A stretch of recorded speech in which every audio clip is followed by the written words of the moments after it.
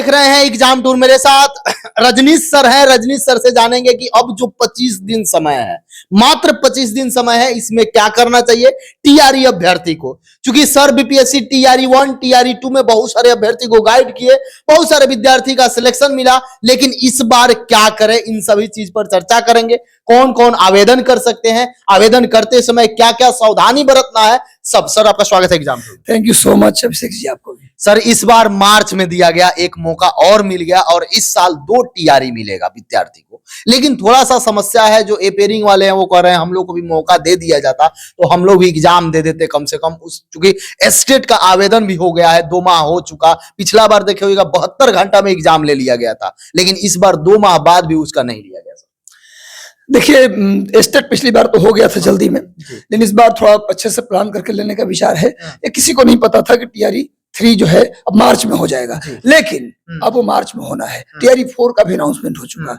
तो ये अपीयरिंग का टीआरई 2 में भी कोई ऐसा प्रावधान नहीं था, केवल टीआरई 1 में अपीयरिंग को मौका दिया गया था। इसका वजह यह था कि रैंडम वैकेंसी आई थी, पीछे से कोई नोटिस नहीं था, इसलिए दिया गया।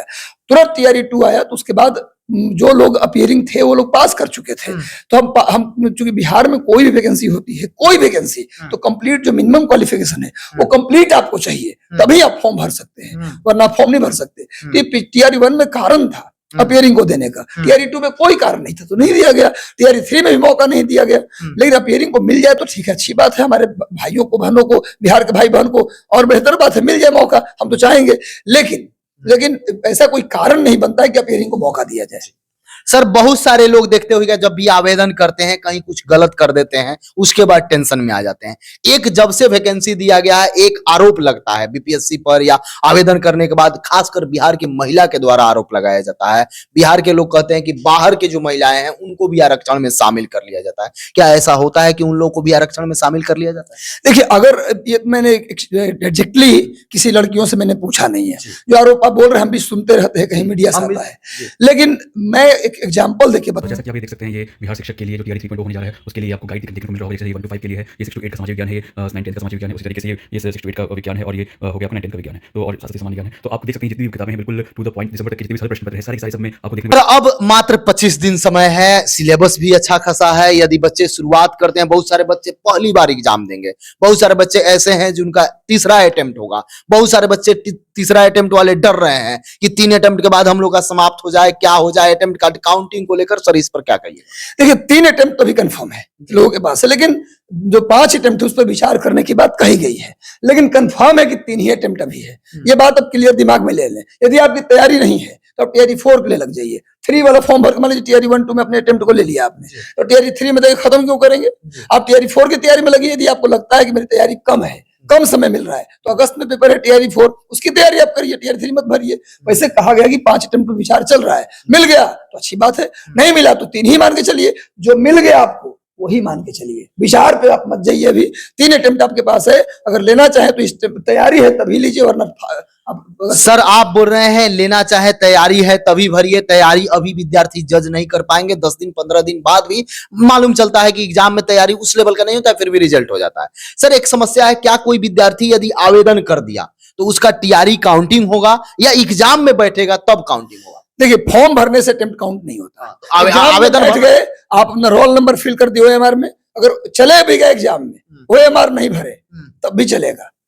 खाली ओएमआर चला गया तो अगर ओएमआर में आपका रोल नंबर फिल हुआ, भले ही आप आंसर करें चाहे ना करें, तब अटेम्प्ट काउंट हो जाएगा। तो फॉर्म भरने से काउंट नहीं हो। जो भी विद्यार्थी देख रहे हैं, यदि उनका तीसरा अटेम्प्ट भी हो, हालांकि बात चल रहा है 5 अटेम्प्ट का, तो भी आवेदन करेंगे। यदि लगेगा कि तैयारी सही नहीं है तब आप एग्जाम देने नहीं जाएंगे, लेकिन आवेदन जरूर करेंगे। आवेदन नहीं करिएगा तब समस्या हो सकता है। सर अब तैयारी कैसे करें, इस पर थोड़ा देखिए, तैयारी अब 23 दिन का समय है, 24 दिन का। इसमें आप एनसीईआरटी की कहें क्लास 6 से लेकर 10 तक हम पढ़ जाएं 3 बार, ये संभव नहीं है, क्योंकि अब एनसीईआरटी पढ़ने के लिए 3-4 महीने मिनिमम आपको समय चाहिए। अगर पतला किताब हो एनसीईआरटी का सार का किताब आती है, सारी किताबें एनसीईआरटी बेस्ड ही होती हैं।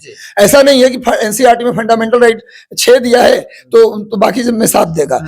जो भी किताबें लिखी जाती है, चाहे लूसेंट हो, चाहे यूनिक हो, अरिहंत हो, किरण हो, जो भी किताबें लिखी जाती हैं, सभी किताबों में फंडामेंटल राइट 6 ही होगा। यानी कि सभी किताबें एनसीईआरटी बेस्ड ही लिखी जाती हैं। इसीलिए मैं कह रहा हूं कि अब एनसीईआरटी ओरिजिनल पढ़ने से ज्यादा अच्छा है कि कोई भी एक गाइड जो जिसमें सारे विषय समाहित हो उसको आप ले लीजिए। उसमें भी अगर आप चाहेंगे कि 23 दिन में पूरा लूसेंट पढ़ जाए, पूरा क्राउन पढ़ जाए, पूरा केबीसी नैनो पढ़ जाए, पूरा किरण पढ़ जाए, इतनी मोटी किताब तो आप नहीं पढ़ सकते।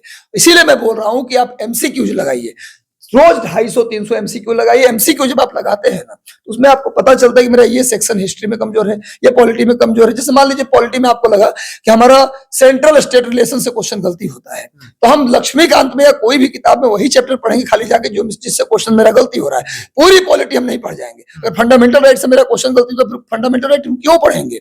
यदि मान लीजिए संसद से क्वेश्चन मेरा गलती नहीं होता, हम संसद क्यों पढ़ेंगे? मान लीजिए ये मॉडर्न हिस्ट्री की बात करते हैं तो मॉडर्न हिस्ट्री मान लीजिए धार्मिक सामाजिक सुधार आंदोलन से क्वेश्चन मेरा गलती होता है तो हम खाली वही चैप्टर पढ़ेंगे। सत्तावन क्रांति क्यों पढ़ेंगे हम? तो अब वही टॉपिक एमसीक्यू लगाए और फाइंड करें लगाते लगाते कि भाई हमारा कौन सा चैप्टर वीक है, और उस किताब में जाकर के जो गाइड आपने लिया उसी चैप्टर को पढ़िए जो आपका वीक है। तो डेली कम से कम 250 जीएस का एमसीक्यू आप लगाएंगे जो बच्चा भरेगा फॉर्म। उसके अलावा डेली आपको सब्जेक्ट कॉम्बिनेशन यदि आपका 2 है तो 100 क्वेश्चन एक सब्जेक्ट से और 100 क्वेश्चन दूसरे सब्जेक्ट से एमसीक्यू आपको लगाना होगा। यानी सब मिलाकर 250 जीएस का और 200 450 क्वेश्चन। और जिसका एक ही सब्जेक्ट, जैसे +2 में एक सब्जेक्ट होता है कॉम्बिनेशन में, 2 सब्जेक्ट नहीं होता, तो +2 वाले लोग अपने सब्जेक्ट से 200 क्वेश्चन लगाएंगे एक सब्जेक्ट से। 1 to 5 वाले 1 to 5 वाले केवल 250-300 क्वेश्चन जीएस का लगाएंगे। इसके अलावा डेली कम से कम 10-15 मैथ भी सॉल्व करेंगे, अर्थमेटिक्स केवल। और उसके अलावा अर्थमेटिक के अलावा हर दिन 1 घंटे करंट अफेयर भी आप पढ़ेंगे। 1 घंटे रोज करंट अफेयर। और सबसे बड़ी बात कि पिछले बार 88-89 नंबर सब्जेक्ट में, 93 नंबर और हिंदी अंग्रेजी में फेल। ये तो कर दिया गया, क्वालिफाइंग हटा दिया गया तब ना, वरना बाहर थे। तो ऐसे में प्लीज हर बार ये काम नहीं होगा। और उस बार रीजन भी दिया गया था कि भाई टफ बहुत ज्यादा क्वेश्चन पूछ लिया गया, इस वजह से हमने इसको क्वालिफाइंग को हटाया है। तो हर बार ये नहीं होगा। प्लीज हिंदी अंग्रेजी पर भी 1 घंटे समय आप जरूर देंगे। पिछले बार तो बीसी कल्याण विभाग वाले में क्या किया था कि हिंदी का मार्क्स जोड़ दिया था। हिंदी का मार्क्स पीआरटी में जोड़ के रिजल्ट दिया था। 6 to 8 में क्वालिफाइंग था, 9-10 में क्वालिफाइंग था, 11 to क्वालिफाइंग था, लेकिन पीआरटी में 150 नंबर पर रिजल्ट दिया था। पता नहीं इस बार नोटिफिकेशन एक बार मैं और डिटेल देख लूंगा तो बताऊंगा। लेकिन हिंदी अंग्रेजी को भी आप इग्नोर नहीं करेंगे, 1 घंटा उस पर भी समय आप देंगे। सर इस बार जिस तरीका से 75% आरक्षण लागू रहेगा, चूंकि नया वैकेंसी है, साफ नोटिस में भी लिखा गया, तो ज्यादा प्रभावित पड़ेगा, बच्चे का मेहनत ज्यादा करना पड़ेगा सब जो बच्चे हैं। देखिए जो आरक्षण की नीति है, जो पॉलिसी है, उसको तो सबको फॉलो करना ही है। और ये तो पिछली बार ही जब जिस दिन बिल पास हुआ था उस दिन कहा गया था कि नई वैकेंसी तो लागू होगा ही। जो प्रोसेसिंग वैकेंसी है, जो पहले से हो रहा है, बिल आने के पहले से, उसमें भी ये लागू होगा, ये भी कहा गया था। तो इसमें कोई सोचने वाली बात नहीं है। सर इस बार टीआरई 1 में जिस तरीका से क्वेश्चन का लेवल था तो बहुत अच्छा क्वेश्चन पूछा गया था। टीआरई 2 का था तो अतुल सर बताए थोड़ा सा हम कम कर दिए, अब बच्चा अपना लेवल बढ़ा लिया तो कट ऑफ बहुत ज्यादा चल गया। लेकिन टीआरई 3 में हम अपना लेवल बरकरार रखेंगे। हिंदी इंग्लिश थोड़ा सा डाउन रह सकता है लेकिन बाकी नहीं रहेगा। तो सर क्या उम्मीद है, जिस तरीका से पिछला बार शतक लग गया, इस बार भी शतक लग जाएगा? विद्यार्थी शतक का ही अभ्यास करके जाए या थोड़ा सा विद्यार्थी को उनके बातों पर आके कम पढ़ना चाहिए? सर मैक्सिमम करके जाए। शतक या अर्ध शतक की बात नहीं है, आप जो कर सकते उसमें मैक्सिमम करके जाइए। क्योंकि बीपीएससी परीक्षा ले रही है तो लोक सेवा आयोग का अपना लेवल होता है, वो लेवल डाउन नहीं करेगा। ये नहीं पूछेगा करोड़ मरो का नारा किसने दिया, ये नहीं पूछेगा। लेवल तो हाई रहेगा, चाहे वो टीआरई 2 में भी लेवल उतना भी आसान नहीं था जितना बोल रहे हैं। सर कम समय मिल रहा है, कितना प्रभावित करेगा?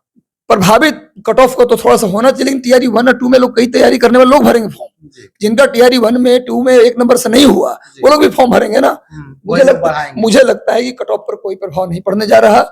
आप अपनी मेहनत को बढ़ाइए, आप शतक और अर्धशतक के चक्कर में न रहे। आप जो भी मैक्सिमम और बेस्ट दे सकते हैं वो दीजिए, रात दिन एक करके पढ़िए। और अब तो मैं कहूंगा कि भैया टीआरई 3 केवल 24 में होना था, टीआरई 3 और 4 2 हो रहा है। अब तो 2 लाख के आसपास वैकेंसी आपको साल में मिल रहा है, 2 वैकेंसी मिल रहा है, साल में 2 मौके मिल रहे हैं। अगस्त में होता तो 1 मौके मिलते। इसके लिए इसको एक्सेप्ट करना चाहिए कि हमें 2 मौके मिल रहे हैं। 2 मौकों में हमको कहीं ना कहीं मेहनत करके सेट हो जाना है, विद्यार्थियों को ये सोचना है।